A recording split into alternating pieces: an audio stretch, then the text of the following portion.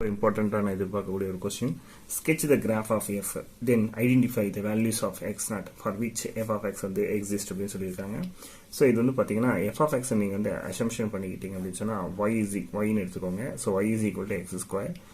இது வந்து y is equal to 8 minus 2x. இது வந்து y is equal to 4. அப்போ y is equal to x square நம்மளுக்கு கிராஃப் நம்ம ஆல்ரெடி 10th நம்ம படிச்சிருக்கிறோம். ஸோ சரிங்களா, இப்போ நம்ம என்ன எடுத்துக்கோன்னா இது -1, இது வந்து -2, இது 1, இது வந்து 2 எடுத்துக்கிறோம். ஸோ இந்த இடத்துல பார்த்தீங்கன்னா 2, இது வந்து 4 அப்படின்னு எடுத்துக்கலாம். எக்ஸ் ஆக்சிஸ் ஒய் ஆக்சிஸில் சரிங்களா. இது ஒய் ஆக்சிஸ், இது வந்து நம்ம எக்ஸ் ஆக்சிஸ். இந்த எக்ஸ் ஆக்சிஸ்லேருந்து 2லேருந்து 4 எப்படி போயிட்டுருக்கு. ஸோ 3, இங்கே ஆயிடுச்சு 4, இங்கே 5, இங்கே 6 அப்படி எழுதுவோம். ஸோ இந்த பரபோலா பார்த்தீங்கன்னா எக்ஸ் லெசன் ஈக்குவல் டு, அதாவது இந்த 2 சரிங்களா. 2 எக்ஸுக்கு நீங்கள் 2 கொடுத்தீங்கன்னா 2 ஸ்கொயர் ஆகிடும் உங்களுக்கு 4. அதே நீங்கள் 1 கொடுத்தீங்கன்னா உங்களுக்கு 1. ஸோ அப்போ இந்த பரபோலா எப்படி இருக்கும் அப்படின்னு சொன்னால் அதே மாதிரி இங்கேயும் இங்கே ஸோ இந்த பரபோலா இங்கேருந்து 0 டச் பண்ணிவிட்டு தென் இப்படி போகும் சரிங்களா. இது வரை நம்மளுக்கு என்னென்னா எக்ஸ் <2னா இங்கே வந்து என்ன ஆயிடுச்சு எக்ஸ் ஸ்கொயர். இப்போ 2லேருந்து 4 வர சரிங்களா. இப்போ 2லேருந்து 4 வர நீங்கள் என்ன கொடுக்குறீங்க 3 கொடுக்குறீங்கன்னு வச்சுக்கோங்களேன். ஸோ 3 கொடுத்தீங்க அப்படின்னு சொன்னால் உங்களுக்கு என்ன கிடைக்கும் அப்படின்னு சொல்லி பாருங்கள். இப்போ 3 கொடுத்தீங்கன்னா ஒயில் வந்து உங்களுக்கு என்னென்னா இங்கே 3 கொடுங்க, 2 3s are 6 இல்லைங்களா. அப்போ 8 minus 6 2, அப்போ 3ல் உங்களுக்கு 2 வரும். தென் வந்து 4 கொடுத்தீங்கன்னா 2 4s are 8, 0 ஆகிடும் சரிங்களா இந்த இடம். அப்போ உங்களுக்கு என்னன்னா இது வந்து ஒரு ஸ்ட்ரைட் லைன் உங்களுக்கு டயக்ராம் இப்படி வரும் சரிங்களா. அப்போ இது வந்து உங்களுக்கான செகண்ட் டயக்ராம் இது. ஓகே, அதுக்கடுத்து நம்ம என்ன செய்ய போகிறோம் அப்படின்னு பாருங்கள்.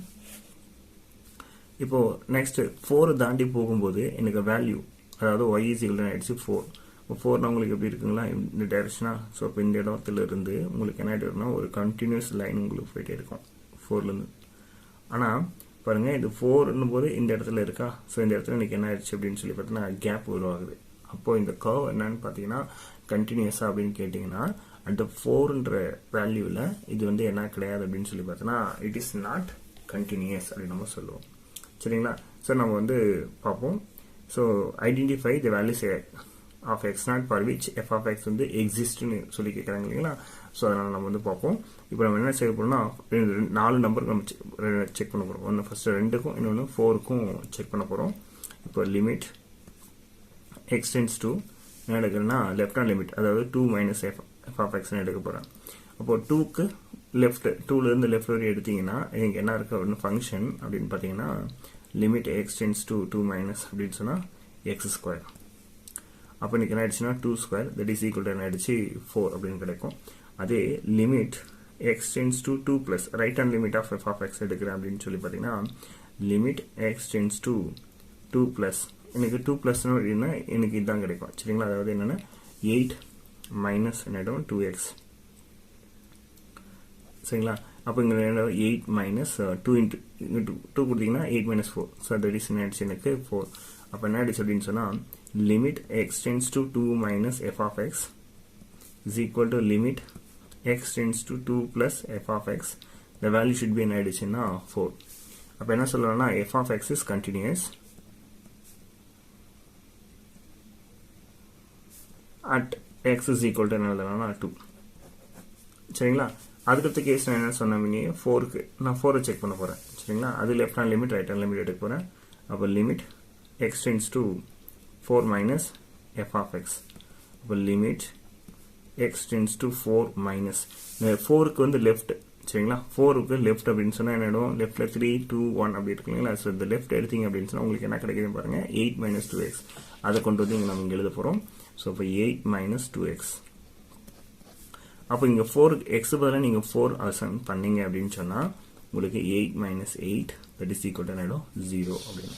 அதுக்கடுத்து பார்த்தீங்கன்னா limit x tends to 4 plus, அதாவது ரைட் ஹேண்ட் லிமிட் எடுக்கிறீங்க சரிங்களா.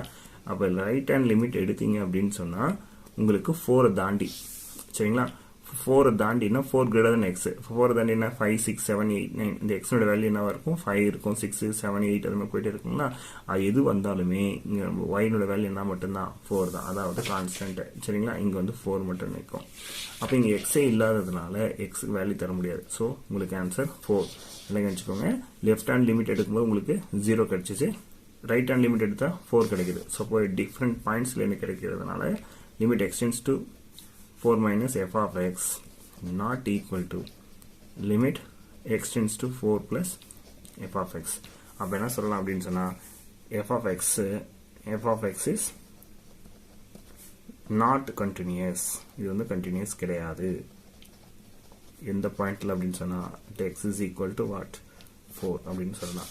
ஸோ அதனால தான் உங்களுக்கு என்ன ஆயிடுச்சு அப்படின்னு சொல்லி பார்த்தீங்கன்னா இங்க உங்களுக்கு 2 பாயிண்ட் கிடைச்சிருக்கு. சரிங்களா? அதனால இந்த கர்வ் வந்து உங்களுக்கு கண்டினியூஸா இல்லை.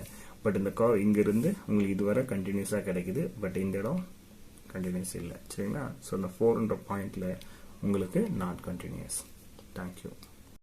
வணக்கம் ஸ்டூடெண்ட்ஸ், இது எக்ஸாம்பிள் 9.26. இது வந்து இம்பார்ட்டன்டான ஒரு 5 mark question. According to Einstein theory of relativity, the mass of a body moving with velocity v is அப்படின்னு ஒரு ரிலேஷன்ஷிப்ல கொடுத்துருக்காங்க.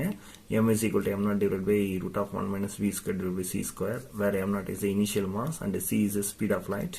What happened to m as v tends to c minus? Why is the left limit is necessary? அப்படின்னு ஒரு question கேட்குறாங்க. So இந்த question போகலாம். So நம்மளுக்கு என்ன கொடுத்துருக்காங்க அப்படின்னு சொல்லி பார்த்தீங்கன்னா ஐன்ஸ்டீன் தியரி ஆஃப் ரிலேட்டிவிட்டிலேருந்து m கொடுத்துருக்காங்க. m is equal to m0 divided by root of 1 minus v square divided by c square. இது வந்து +2 பிசிக்ஸ்ல வரும் ஐன்ஸ்டீன். ஓகேங்களா? இப்போ என்ன கேக்குறாங்க, what happens to m as v tends to c minus அப்படின்னு கேக்குறாங்க. அதாவது limit v tends to c minus of m அப்படின்றது என்ன ஆகும்? சரிங்களா? So limit v tends to c minus m0 divided by root of 1 minus v square divided by c square. இப்போ பார்த்தீங்கன்னா நியூமரேட்டரில் உங்களுக்கு வந்து v கிடையாது. ஸோ டினாமினேட்டரில் v இருக்குது. அதனால் நம்ம என்ன பண்ணிக்கலாம் அப்படின்னு சொல்லி பார்த்தீங்கன்னா இதை நம்ம ரூட்டுக்குள்ளே கொண்டு போகலாம். சரிங்களா? ஃபங்க்ஷனுக்குள்ளே கொண்டு போகலாம். அப்போ limit v tends to c minus 1 minus v square divided by c square. சரிங்களா? ரைட். இப்போ நம்ம என்ன பண்ணோம்னா இங்கே c வந்து நம்ம டைரெக்டாக அப்ளை பண்ண முடியாது. அதனால் நம்ம வந்து வேற மாதிரி கொண்டு போகிறோம். எப்படின்னு பார்த்துக்கோங்க. ஒரு value for every for h greater than 0 அப்படின்னு ஃபிக்ஸ் பண்ணுறோம். சரிங்களா? நம்மளுக்கு ஆல்ரெடி தெரியும் light of speed of light தான் அதிகம். அதை விட நம்மளுக்கு எது கம்மியாக இருக்கும் அப்படின்னு சொல்லி பார்த்தோன்னா மாஸ் ஆஃப் த சப்ஸ்டன்ஸ். இப்போ என்ன பண்ணுறோன்னா ஒரு h greater than 0 எடுத்துக்கிறோம். அதை வெலாசிட்டி ஆஃப் லைட்ல இருந்து சப்ராக்ட் பண்ணும்போது அது என்னன்னா மாஸ் ஆஃப் த வெலாசிட்டியோட எனக்கு என்ன இருக்கு கம்மியாக இருக்கிற மாதிரி நான் வந்து ஃபிக்ஸ் பண்ணிக்கிறேன். சரிங்களா? ஸோ இப்படி இருக்கும்போது எனக்கு என்ன ஆகும் அப்படின்னு சொன்னால் ரெண்டு பக்கம் ஸ்கொயர் பண்ணிக்கிறேன். இப்போ c minus h the whole square, இது v ஸ்கொயர் லெஸ் தென் ஆகிடும் c ஸ்கொயர். இப்போ என்ன செய்ய போகிறோம் அப்படின்னு சொல்லி பார்த்தீங்கன்னா இது அப்படியே c ஸ்கொயரால் என்ன பண்ண போகிறேன்னா டிவைட் பண்ண போகிறேன். சரிங்களா? அப்போது divide by c square implies c minus h the whole square divided by c square less than v square divided by c square less than c square divided by c square. இப்போ நான் limit என்ன பண்ண போறேன்னா h tends to 0 அப்படி நான் apply பண்ண போறேன்.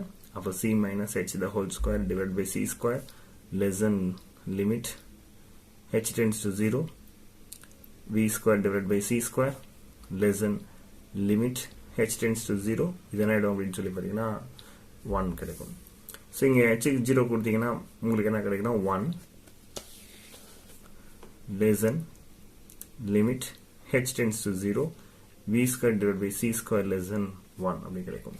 By sandwich theorem என்ன சொல்லுது அப்படின்னு சொல்லி பார்த்தீங்கன்னா limit h tends to 0 v square by c square is equal to 1. அதாவது தட் இஸ் இதில் என்ன மாற்றிக்கலாம் அப்படின்னு சொன்னால் limit v tends to c minus v square divided by c square is equal to என்ன எடுத்துக்கலாம்னா 1 அப்படின்னு எடுத்துக்கலாம். சரிங்களா? ஓகே. அப்போது இதிலிருந்து நம்ம என்ன எழுதுறோம் அப்படின்னு சொல்லி பார்த்தீங்கன்னா இந்த கேஸ்க்கு போகும்போது 1 மைனஸ் இந்த v square by c square மட்டும் பார்க்க போகிறோம். இதில் இந்த v ஸ்கொயர் பை c ஸ்கொயரோட வேல்யூ 1ன்னு போட்டால் நம்மளுக்கு என்ன ஆகிடும் அப்படின்னு சொல்லி பார்த்தீங்கன்னா 0 ஆகிடும்.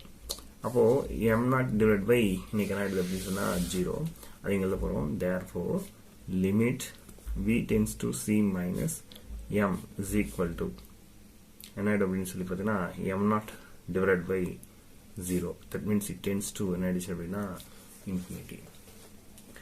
அப்போது velocity மாஸோட வெலாசிட்டி எனக்கு மைனஸாக இருக்கும்போது சி மைனஸாக இருக்கும்போது அதாவது லைட்டர் ஸ்பீடோட கம்மியாக இருக்கும்போது எனக்கு என்ன ஆகுது அப்படின்னு சொல்லி பார்த்தீங்கன்னா இன்க்ரீஸ் ஆகுது, ரொம்ப ரொம்ப பெருசாக இருக்கு அப்படின்றது நான் சொல்ல போகிறேன். That is the mass becomes very very large. Infinity போகுது இல்லைங்களா, அதனால் very very large as v tends to c minus. சரிங்களா? சரி, இப்போ நமக்கு என்ன கொஸ்டின் கேட்குறாங்க பாருங்க. ஸோ ஃபர்ஸ்ட் கொஸ்டின் நம்ம பார்த்தோம், what happens to m as v tends to c அப்படின்னு சொல்லிட்டாங்க. ஸோ வெரி வெரி லார்ஜ் சொல்லியாச்சு. why is left limit is necessary அப்படின்னு நம்ம எடுத்துக்கிறோம் அப்படின்னு சொல்லி பார்த்தீங்கன்னா இந்த ரீசன் நம்ம என்ன சொல்ல போறோம், இங்கே நம்ம வெரி வெரி லார்ஜ் சொல்லிட்டோம் இல்லைங்களா, அதுக்காக நம்ம சொல்ல போகிறோம். therefore the left limit is necessary because நம்ம limit v tends to c plus m எடுத்தோம்னு வச்சுக்கோங்களேன். இது எடுக்கும்போது எனக்கு என்ன ஆகுது அப்படின்னு சொல்லி பார்த்தீங்கன்னா எனக்கு வந்து வேல்யூ அதாவது நாட் டிஃபைன்ட் அப்படின்னு நம்மளுக்கு வந்துடும். சரிங்களா? இது நாட் டிஃபைன்ட் கேட்டகரியில் வந்துடுது. ஏன் நாட் டிஃபைன்ட் கேட்டகரியில் ரியல் நம்பர்ஸில் வராது அப்படின்னு சொன்னால் எனக்கு 1 minus v square divided by c square ஓட வேல்யூ எனக்கு என்ன ஆகிடும் அப்படின்னு சொல்லி பார்த்தீங்கன்னா 0. தட் இஸ் எனக்கு v tends to c plus எடுக்கும்போது ரூட்டுக்குள்ளார நெகட்டிவ்ல வந்துடுது. ஸோ இந்த ரீசனை நீங்கள் வந்து மென்ஷன் பண்ணிட்டீங்க அப்படின்னு சொன்னால் முடிஞ்சிச்சு. அதனால நம்ம என்ன பண்ண முடியாது அப்படின்னு சொன்னால் we can't find out mass. சரியா? hence we can't find the mass. அதனால நம்மளுக்கு என்ன ஆயிடுச்சு அப்படின்னு சொல்லி பார்த்தீங்கன்னா the left limit. சரிங்களா? the left limit is நம்மளுக்கு என்ன சொல்லியாச்சு necessary அப்படின்னு நம்ம சொல்றோம். சரிங்களா? Thank you. Question, prove that limit theta tends to 0 sin theta by theta is equal to 1 அப்படின்னு சொல்லி இது நம்ம ரொம்ப ஈஸியான மெத்தடில் ப்ரூவ் பண்ணலாம். பட் இது வந்து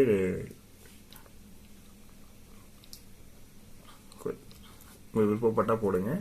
sin theta அப்படின்னு எப்படி எழுதலாம்னா theta minus theta cube divided by 3 factorial plus theta power 5 divided by 5 factorial minus theta power 7 divided by 7 factorial plus etc. அப்படின்னு போயிட்டே இருக்கும். சரிங்களா? இப்போ எனக்கு sin theta divided by theta அப்படின்னு எடுத்துட்டீங்க அப்படின்னு சொன்னால் எனக்கு இது ஃபுல்லாக என்டையர் டேர்மையும் நீங்கள் தீட்டாவால் டிவைட் பண்ண போகிறீங்க. அப்போ உங்களுக்கு என்ன கிடைக்கும் அப்படின்னு சொன்னால் 1 minus theta square divided by 3 factorial theta power 4 divided by 5 factorial theta power 6 divided by 7 factorial அப்படியே உங்களுக்கு போயிட்டே இருக்கும். சரிங்களா? இப்போ sin theta divided by theta இது. இப்போ லிமிட் நீங்கள் limit theta tends to 0 sin theta divided by theta எடுத்துட்டீங்கன்னு வச்சுக்கோங்களேன். உங்களுக்கு என்ன கிடைக்கும் அப்படின்னு சொல்லி பார்த்தீங்கன்னா டேரெக்டாக 1 தான் கிடைக்கும். மீதி ரெஸ்ட் கேஸ் எல்லாமே உங்களுக்கு என்ன ஆகிடும் அப்படின்னு சொல்லி பார்த்தீங்கன்னா 0 கிடைக்கும். அப்படியே போயிட்டே இருக்கும். So therefore limit theta tends to 0 sin theta divided by theta is equal to 1 அப்படின்னு நம்ம ப்ரூவ் பண்ணலாம். ஸோ இது sin theta is equal to இந்த வேல்யூ எப்படி வந்துச்சு அப்படின்னு சொன்னால் இதுக்கு ஸ்டாண்டர்ட் வேல்யூஸ் இருக்குது. நம்ம ஆல்ரெடி e power x தான் பார்த்துருக்கோம் 5th சாப்டரில். e power xக்கு எப்படி e power minus x எப்படி எழுதுறோமோ அதே போல் sin thetaவை நம்ம எக்ஸ்பான்ஷன் நம்ம எழுதலாம். ஸோ அந்த மெத்தடில் போடும்போது இது ரொம்ப ரொம்ப ஈஸியாக இருக்கும். ஸோ கொஸ்டின் வந்து தியரம் ஒரு மாதிரியாக இருக்குது புரியல அப்படின்றவங்க இதை நீங்கள் எழுதலாம். தியரமும் இதுக்கு அடுத்த வீடியோவில் வரும். தேங்க்யூ.